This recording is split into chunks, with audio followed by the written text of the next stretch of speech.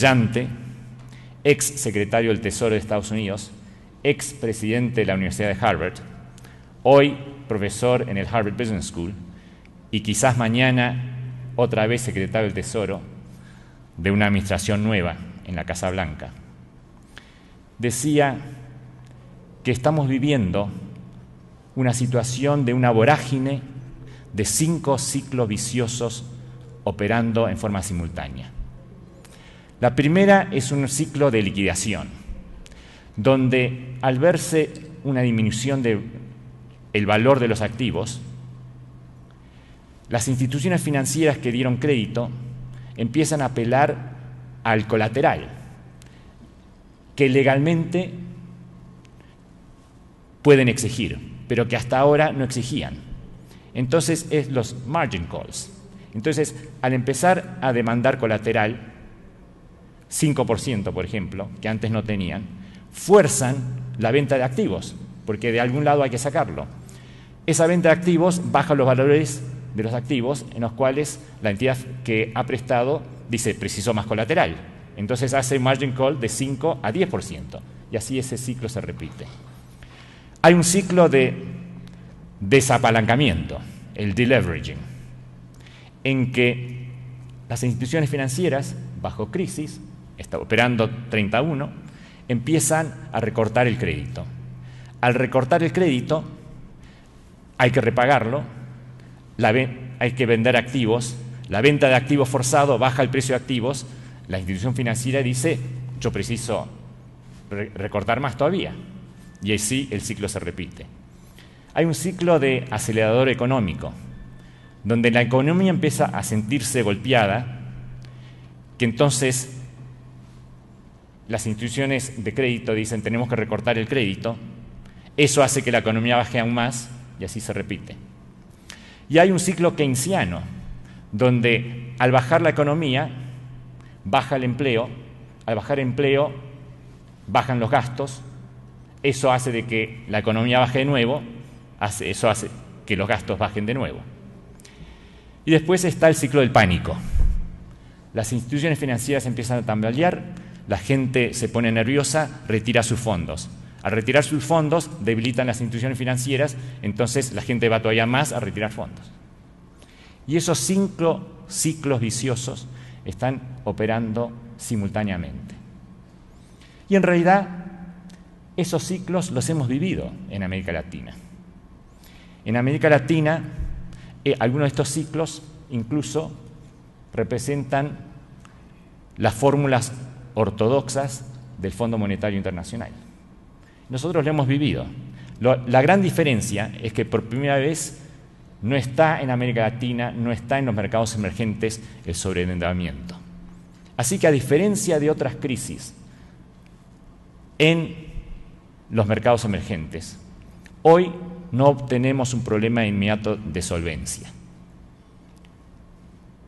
Pero sí vamos a tener que enfrentar el impacto que viene a través de la contracción de la actividad económica, la caída de la demanda global, con el cual vamos a enfrentar una situación donde va a haber contracción de la actividad económica conjuntamente con una contracción del fondeo y el crédito en el sistema.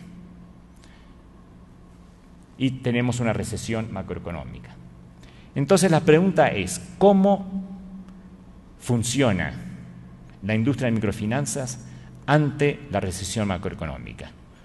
Y es ahí donde quiero compartir con ustedes la experiencia de Indonesia, Ecuador y Bolivia.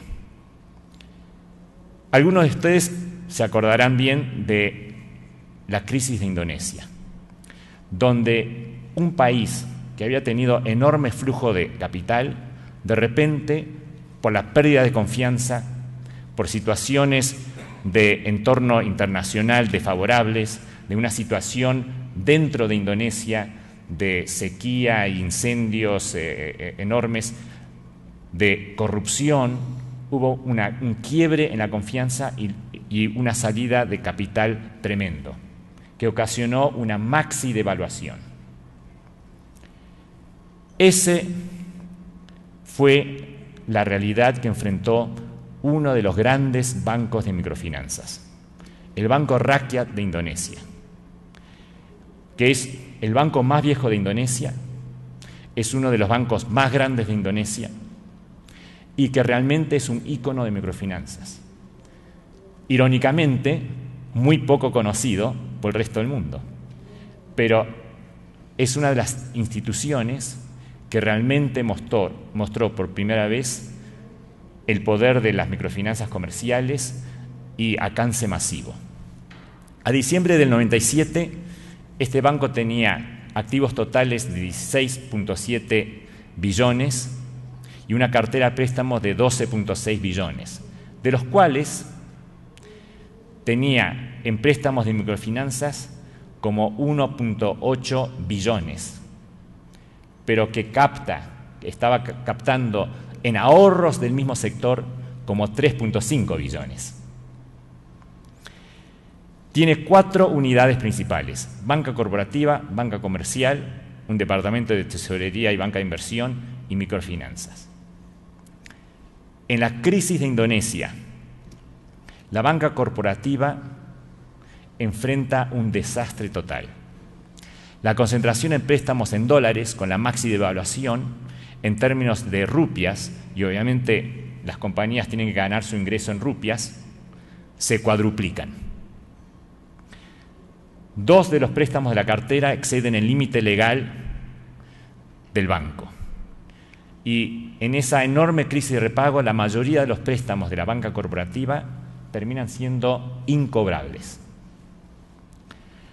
La banca comercial, un poco mejor, pero 4 de 10 cuentas en la banca comercial terminan en mora. ¿Qué pasó con la cartera de microfinanzas?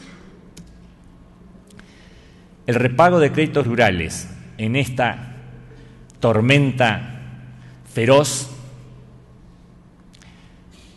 se mantuvo constante. El repago fue 97% durante todo este periodo. Y en la evolución del microcrédito, al principio de esta crisis, el número de préstamos se mantiene constante. Pero al transcurrir el tiempo, empieza a crecer en términos de rupias. Pero lo más interesante es la evolución de ahorros. En esa crisis tremenda hubo una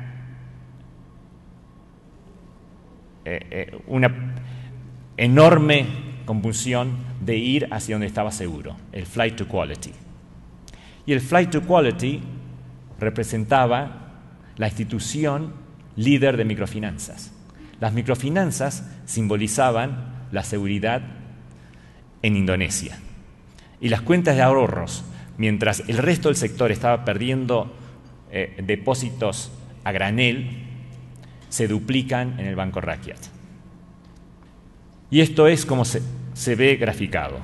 En número de cuentas, la línea gris son los instrumentos de crédito, que a través de la crisis se mantiene uniforme. Es decir, esa cartera en número de clientes no creció, pero no decreció.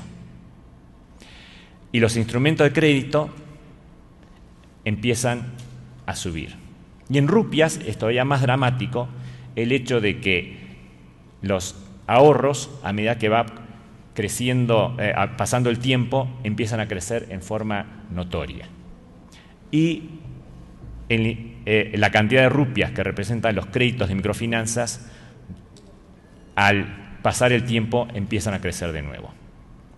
Y efectivamente, el sector de microfinanzas, a través de esta crisis, sale reforzado, a tal punto que el Banco Rakyat, al final de este periodo, lanza un IPO muy exitoso, donde pone 30% de las acciones a nivel público, y los documentos de ese IPO muestran de que el banco tiene un retorno sobre patrimonio de 38,5%.